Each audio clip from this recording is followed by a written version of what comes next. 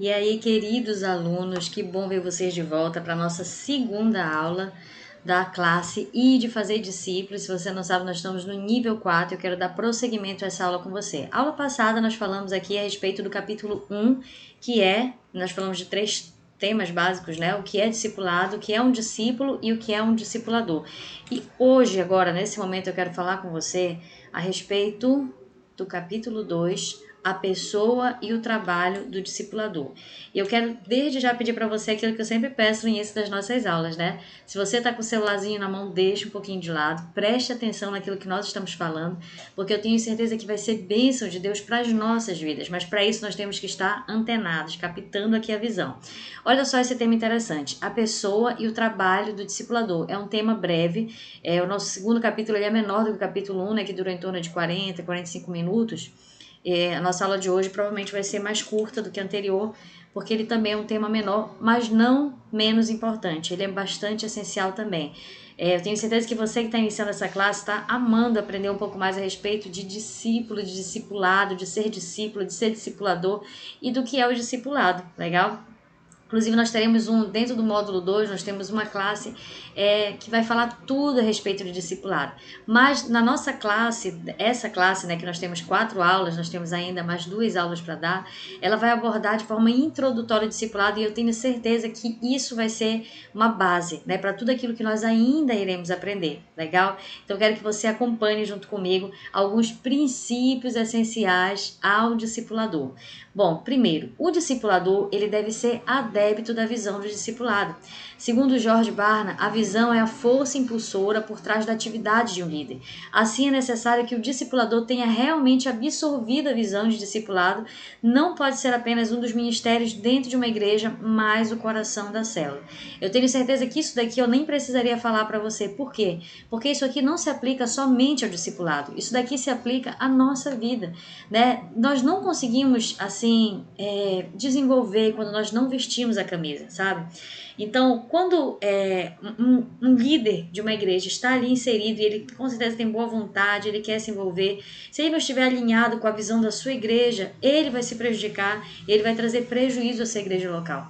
Por isso que, se você está dentro de uma igreja no qual a visão é de discipulado, é muito importante você ser adepto dessa visão de discipulado. Por quê?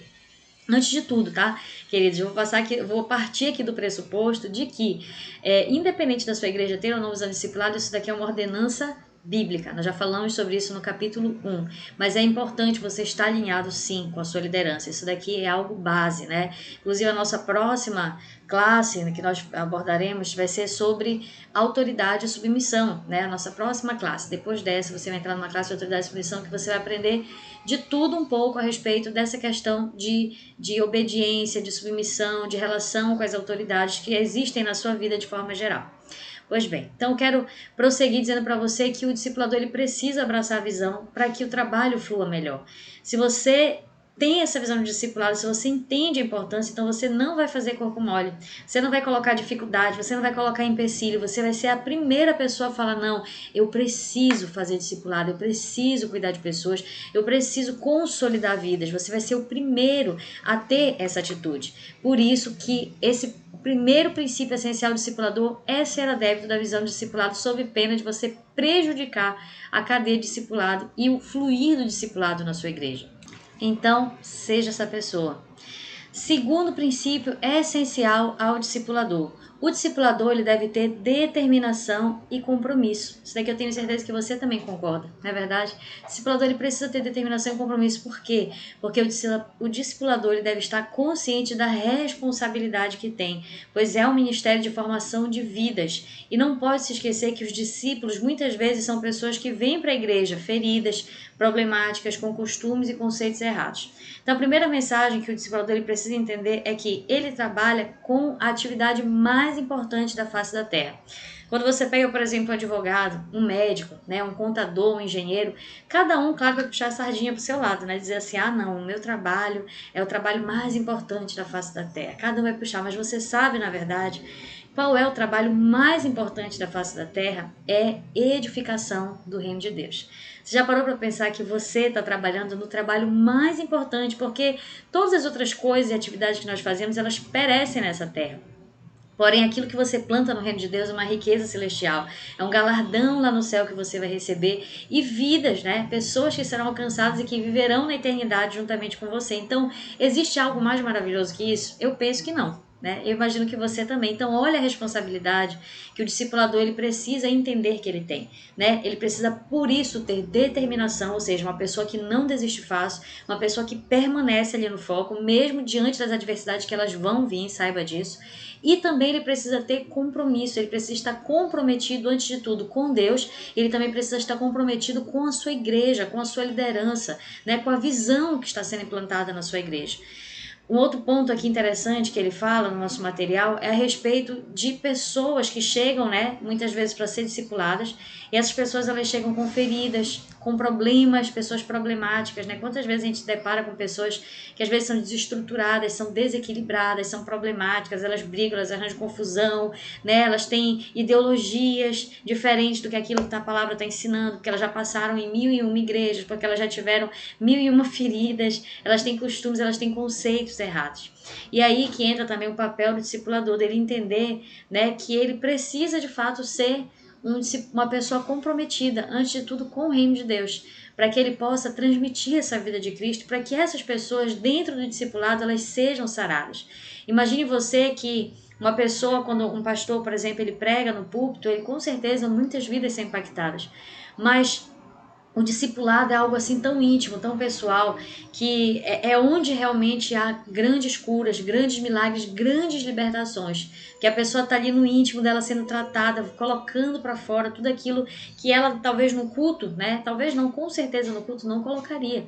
No momento de ser ministrada é muito maravilhoso no culto, mas nós precisamos entender que o discipulado é esse momento privado, esse momento assim íntimo entre o discipulador e o discípulo, e é importantíssimo, é essencial, tá bom? Vamos prosseguindo aqui. Outro ponto interessante, né? Princípio assim essencial para o discipulador. O discipulador, ele deve ter preparo e conhecimento bíblico e doutrinário, tá? Minha telinha ficou em cima, atrapalhou enxergar. O discípulo está adentrando a uma denominação e pode estar cheio de doutrinas que não se coadunam com o corpo doutrinário da igreja e precisará ser ensinado. Então, olha que ele valoriza aqui, ele mostra, né, o que nós estamos aprendendo aqui. Duas coisas importantes, né? Conhecimento bíblico e doutrinário. Ele precisa se preparar. Por quê? Porque isso também acontece muito na prática, tá? Muitas pessoas elas chegam até a igreja, né, como eu falei, problemáticas, às vezes feridas, cheias de traumas, né, mágoas, né, às vezes raiva da liderança, um monte de coisa.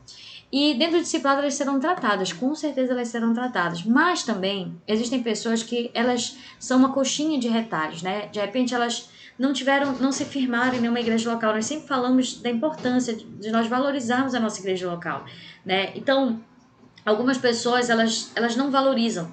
Elas não valorizaram até então, né? E essa pode ser uma realidade que seja alterada, mudada posteriormente. Mas nesse momento elas não valorizaram. Então elas passaram em uma igreja, 1, 2, 3, 4, 5, 10, 15 igrejas. E nós sabemos que cada igreja, elas vão ter doutrinas, né?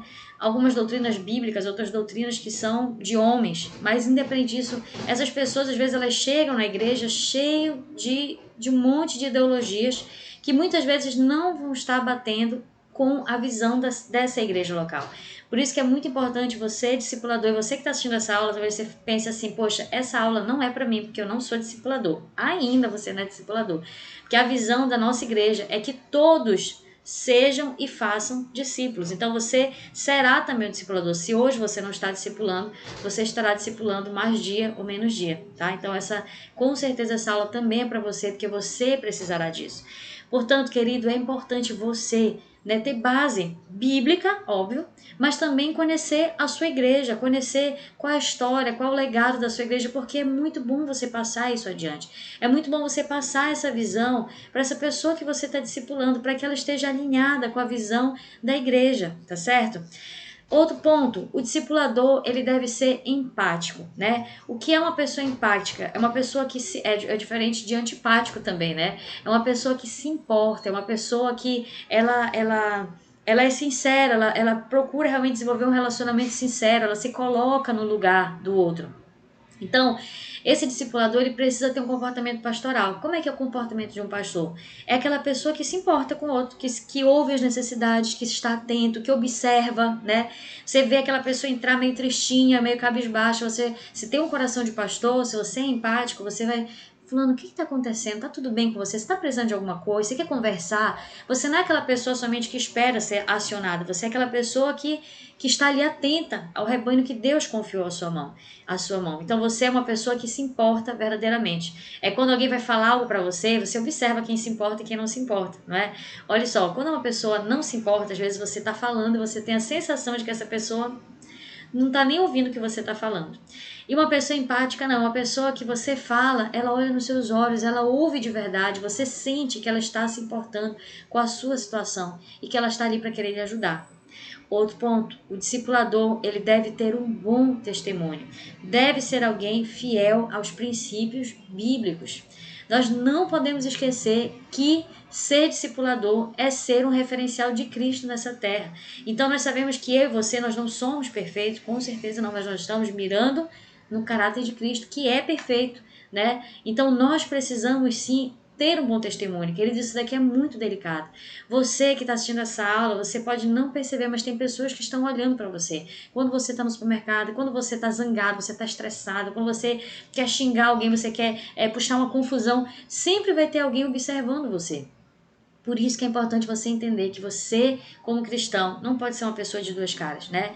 Que a gente vê muitas vezes isso. Uma pessoa que na igreja é uma coisa e dentro de casa é outra. Na igreja é uma coisa, na faculdade é outra. Na igreja é uma coisa, na rua, no dia a dia é outra pessoa. Não seja, porque o testemunho de Cristo na sua vida estará prejudicado e, por consequência, o seu referencial como discipulador também estará prejudicado. Seja fiel aos princípios bíblicos, né? Princípios da palavra de Deus. Eu não estou falando aqui de doutrina humana, estou falando de princípios da palavra de Deus. Seja uma pessoa fiel aos princípios de Deus na sua vida, porque você só tem a ganhar, né? Você só tem a crescer. O discipulador, outro ponto, deve saber ouvir. Está aqui um ponto bastante interessante e importante para o discipulador. Né? Talvez você que está ouvindo aí, você pense, eu gosto de falar. Mas você também tem que aprender a ouvir, principalmente. O discipulador ele precisa ser uma pessoa que sabe dar oportunidade para que os outros falem. E não somente aparentemente estar ouvindo e se interessando verdadeiramente. Eu acabei de dar esse exemplo a vocês de uma pessoa que tá ali, né, fingindo que tá ouvindo, mas às vezes a cabeça dela tá em outro local. Não, seja uma pessoa que verdadeiramente ouve as necessidades das outras, né? Saiba fazer perguntas. A grande chave do discipulador é também ser essa pessoa que você faz as perguntas certas e você deixa as pessoas falarem e você tá ali ouvindo, né? Tire da sua mente o discipulador, você é só aquela pessoa que só pontua, só fala, só acrescenta, né? A pessoa fala ali e você, não, a solução é essa, já vem com a solução pronta. Muitas vezes a solução você nem sabe qual é a solução, nem eu sei também, mas você vai ouvir. Só de ouvir essa pessoa já vai se sentir melhor. Só de ouvir essa pessoa já vai sendo tratada e Deus vai dando direção para que você possa sim pontuar algumas coisas com ela. É muito legal isso, né? Porque a gente aprende realmente como nós precisamos nos portar como discipuladores, como eu disse para você. Você é um discipulador em potencial. Você será novo discipulador daqui a pouquinho, ou se você já é, você é um discipulador abençoado nas mãos de Deus. E aí a nossa pergunta da aula, quem será discipulado? Quem é que nós vamos discipular? Essa é uma dúvida também bastante recorrente. Basicamente, orientamos o discipulado dos membros, novos convertidos e visitantes contínuos, pois todos estão integrados ou se integrando na vida da igreja e já possuem possivelmente o nível básico de comprometimento para ser acompanhado. Por que eu mencionei isso aqui para vocês? Você pode pensar, poxa vida, a gente está segregando pessoas? Não, preste atenção. Para que haja um discipulado verdadeiro, faz-se necessário nós termos um nível de comprometimento. Quando você ainda não consegue ter esse nível de comprometimento, não estou dizendo para você não cuidar, você está cuidando, você está convidando, você está fazendo a sua parte, orando, intercedendo, mas ainda não posso chamar isso de discipulado, né? Mas é sim um convidado alvo seu. Então, na prática, acaba sendo algo bem parecido. Mas para que eu denomine discipulado, precisa haver um nível básico de comprometimento. Porque essa pessoa também, lembra que nós falamos que é uma responsabilidade tanto do discipulador quanto do discípulo? Essa pessoa ela precisa saber que ela está sendo discipulada, ela precisa se comprometer com essa visão de discipulado. Então, é importante isso. E aí nós focamos em quem? Nós focamos de dentro para fora, óbvio. Porque se eu tenho aquele raciocínio que muitas pessoas têm, né? Quem é que tem que discipular? Quem tem que ser, discipulado? Quem tem que ser discipulado são os novos convertidos. Erro gravíssimo. Por quê? Porque você já parou para pensar que existem muitos membros não tratados dentro das igrejas? Existem muitas pessoas, mesmo que já sejam tratadas, mas que precisam continuar sendo tratadas. Portanto, todos precisam ser discipulados. Se eu entendo que todos precisam ser discipulados, então a ordem é de dentro para fora, né? Quem que eu vou começar a discipular? Eu vou primeiro começar a equipar esse exército do Deus vivo que existe aqui, para que esse exército me ajude a discipular outras pessoas que irão chegar também, que são os novos convertidos. Portanto, quem são as pessoas que serão discipuladas inicialmente? Os membros, né? Líderes, membros, novos convertidos e também aqueles visitantes que já têm ali um certo comprometimento, aquelas pessoas que são frequentes, tá? É muito importante isso.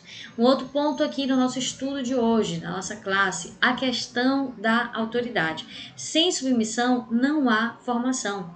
O discípulo deve ser manso e humilde, estando sujeito aos irmãos, aos líderes, sem rebeldia e obstinação.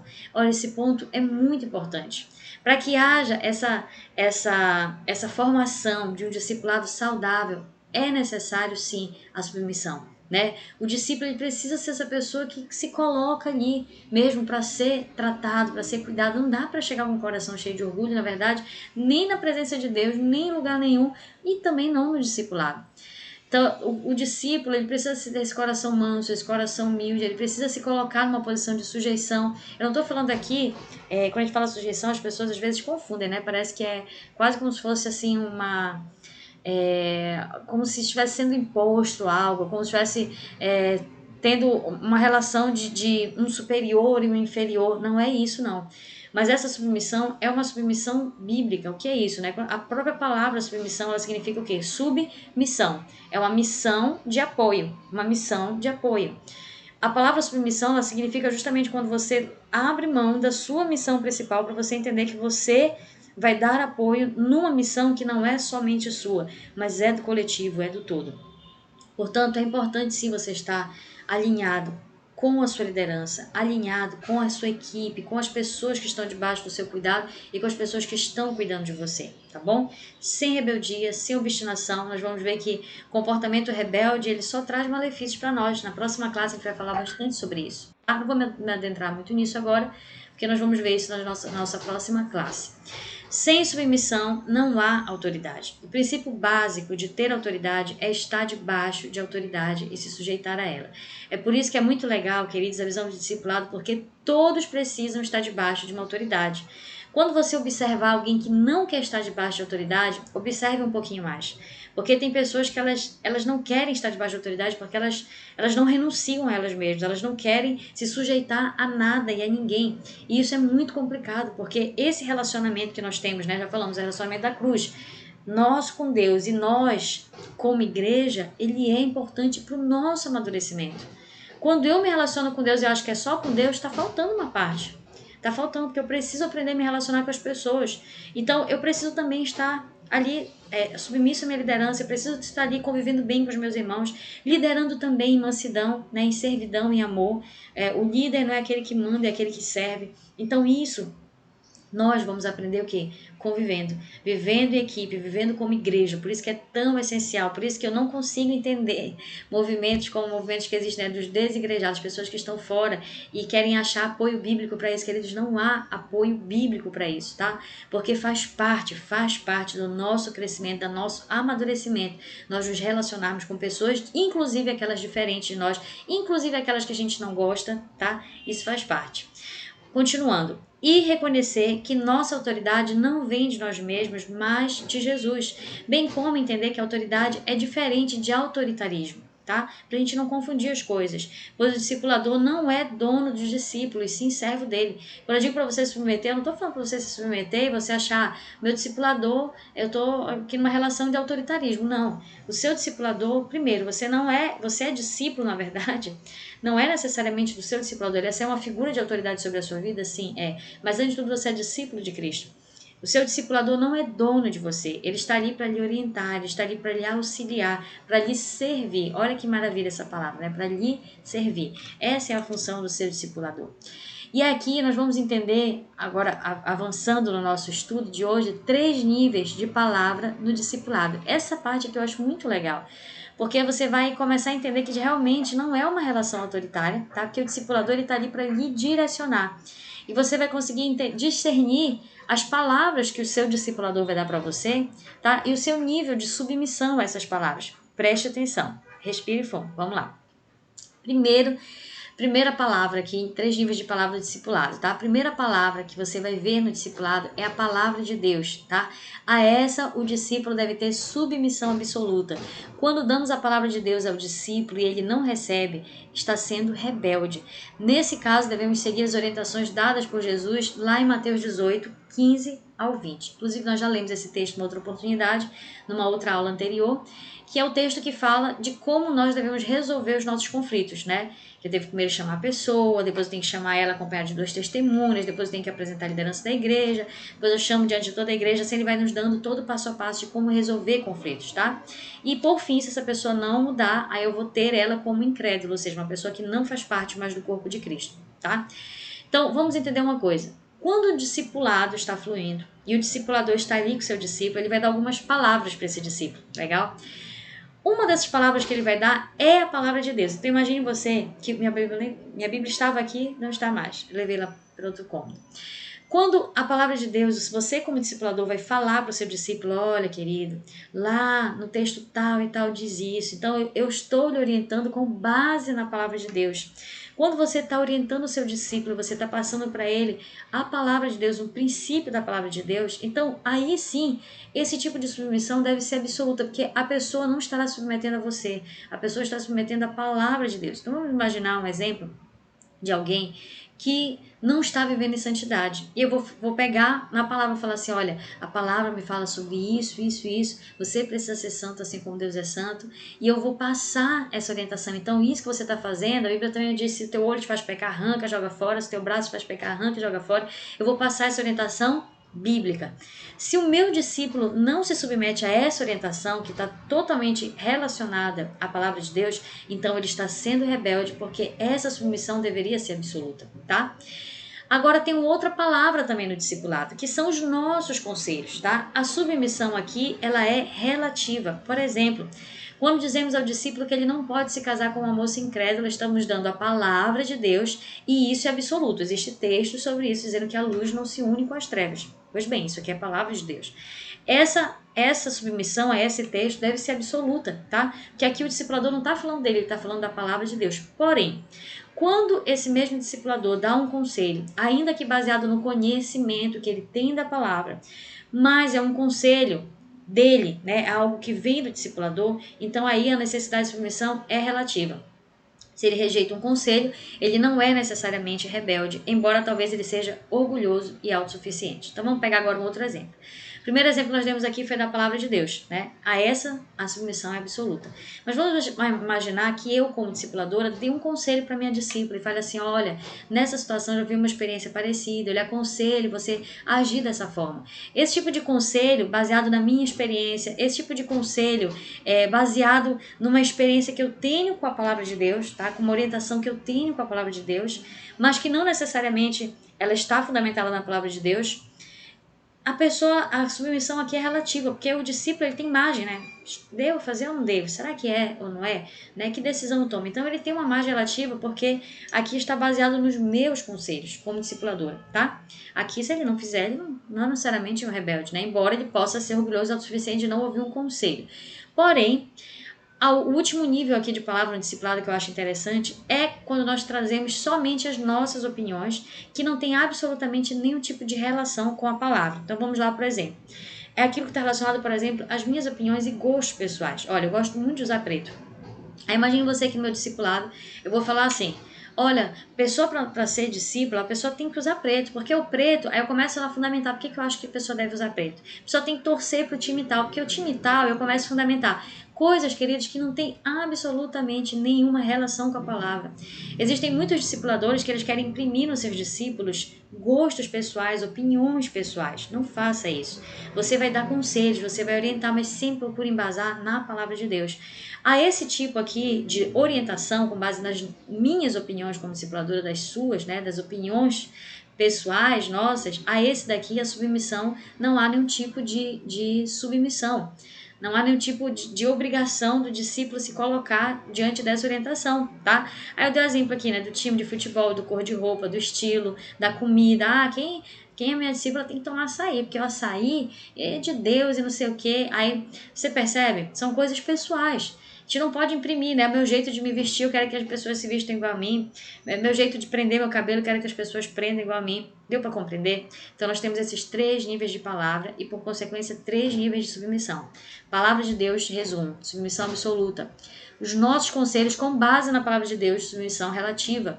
E as nossas opiniões que não têm absolutamente nenhuma relação com a palavra de Deus, somente dizem respeito a nós mesmos, aos nossos gostos pessoais. Isso daqui não tem absolutamente nenhuma obrigatoriedade de submissão, tá bom? E aqui já encerrando, tá? Discípulo formando discípulos. Então, até aí, estamos ok. Vamos continuar. Discípulo formando discípulos, tá? Enfatizamos sempre que a ovelha sadia sempre dá cria. A gente fala muito sobre isso, porque se você está dentro de uma igreja, você, né, tá passando de repente uma fase, porque nós passamos fases difíceis, mas você tem que focar em quem equipar a sua equipe para que a sua equipe seja sadia, para que as pessoas que estão debaixo da sua liderança sejam sadias, que caminham com você sejam sadias, para que vocês possam gerar outras pessoas. Dessa forma, é correto dizer que discípulo gera discípulo. Então, quem são os principais geradores de outros discípulos? É a igreja do Senhor. São os discípulos que geram discípulos, tá? Por isso, quando investimos na vida de alguém, estamos expandindo o reino de Deus através de pessoas transformadas, maduras e multiplicadoras. Por isso que é importante você entender que esse discipulado ele é mesmo de dentro para fora. Porque você quer conquistar multidões para Jesus, comece com as poucas pessoas que Deus já te deu, que elas sejam tratadas, saradas, para que elas possam levar esse cajado adiante. Um exemplo maravilhoso disso é a história de Barnabé, que investiu em alguém que seria maior do que ele, Paulo, que está lá no livro de Atos, capítulo 9, verso 26 ao 27, tá? Depois nós vamos ler esse texto aqui, esse trecho. Foi então que em uma das suas viagens missionárias, Paulo e Barnabé se desentenderam porque Barnabé quis investir na vida de João Marcos, o qual os havia abandonado em uma das viagens missionárias. E Paulo não acreditou que isso valeria a pena. Porém, tempos depois, reconheceu que o investimento feito na vida de Marcos valeu a pena, pois o considerou útil para si, conforme está lá em 2 Timóteo 4,11. Bem como, depois do exemplo de Barnabé, fez com que Paulo investisse na vida de novas gerações, a exemplo do seu discípulo Timóteo, tá? Eu quero aqui resumir para você, rapidinho, essa história aqui de Paulo e Barnabé. Presta atenção, já vamos encerrar nossa aula. Isso aqui é muito importante porque é uma história que inspirou muito em mim essa visão de discipulado. Você vai ver, depois eu quero que você leia. Não vamos ter tempo para ler o texto, mas fica a dever de casa para você. Abra lá em Atos 9, 26, 27, toda a indicação bíblica que está aqui, capítulo 13, do 1 ao 3. Lá você vai ver em resumo, em poucas palavras, que Paulo, ele é recebido, né, na igreja após, claro, ele era um perseguidor da igreja, então as pessoas tinham receio. E quando Paulo chega até a igreja, ele é recebido, mas as pessoas elas ficam com o pé atrás quanto a Paulo. Inclusive, ele fica ali, né, como se fosse um peixinho fora d'água, porque ele não, você vai ler o texto, você percebe que uma pessoa cola nele e tenta o inserir na realidade da igreja, que foi Barnabé. Barnabé foi o grande discipulador de Paulo. E você observa que Barnabé ele cola, né, ele passa os braços em Paulo, ele cola, ele apresenta Paulo para outras pessoas, ele insere Paulo, ele caminha junto com Paulo. Você observa que a história da vida de Paulo poderia ter sido muito diferente se ele não tivesse um Barnabé do seu lado, porque foi Barnabé que inseriu Paulo na vida da igreja e ministerialmente falando também. Você observa que Barnabé era um líder, né? Cheio do Espírito Santo, cheio de fé, um homem de Deus. E Barnabé viu em Paulo algo que as pessoas até então não tinham visto. O que foi que Barnabé fez? Ele colou, ele caminhou junto, ele inseriu Paulo. Isso aqui é maravilhoso.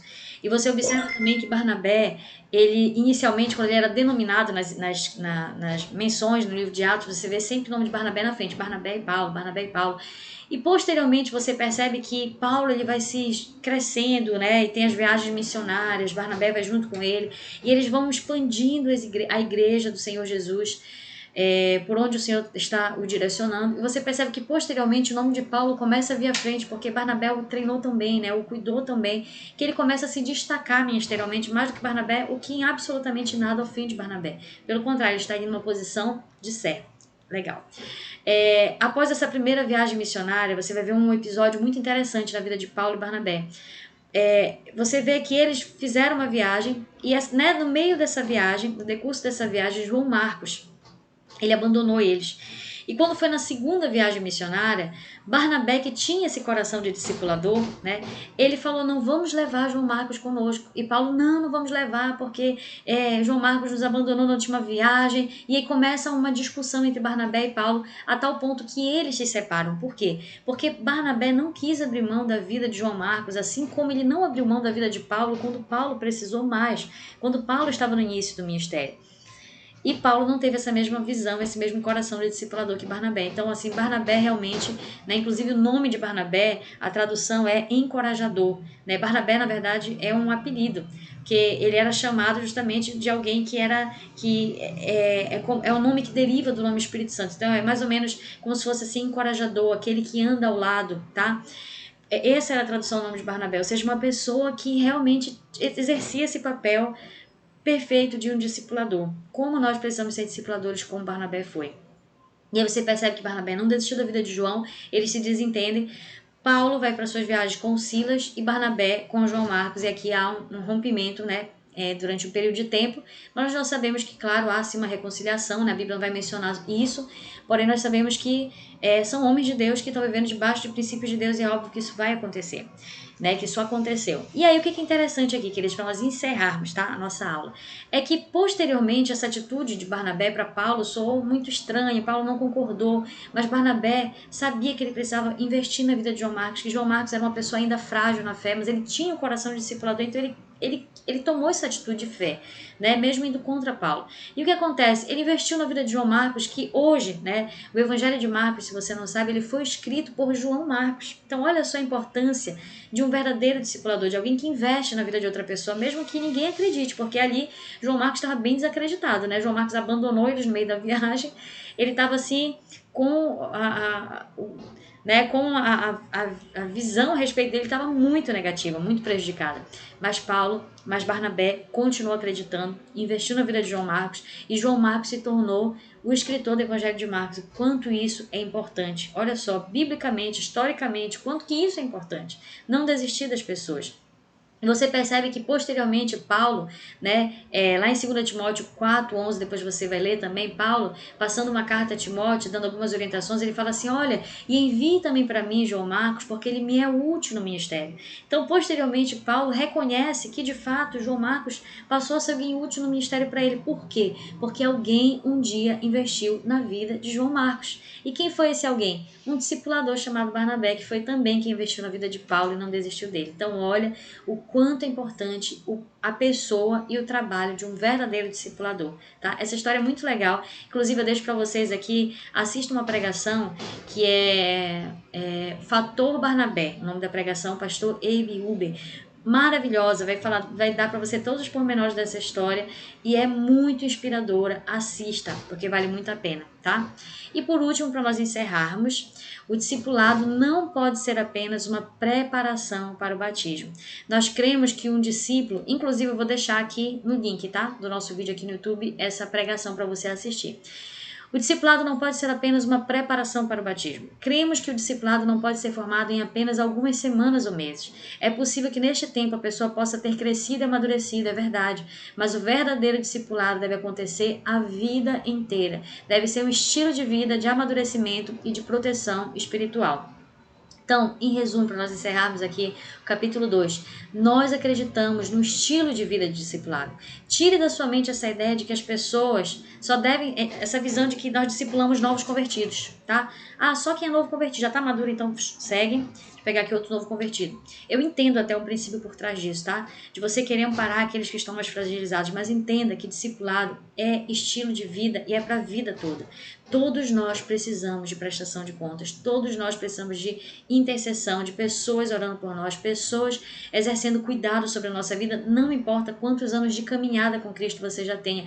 E pelo contrário, quanto mais você é um instrumento nas mãos de Deus, quanto mais você assume, por exemplo, uma posição de liderança, mais você é alvo de Satanás. Então ainda mais você precisa desse suporte. Nós precisamos entender isso, tá? Isso faz parte, nós compreendermos melhor a respeito do discipulado. Então, queridos, a nossa aula está encerrando agora, foi um pouquinho menor do que a aula anterior.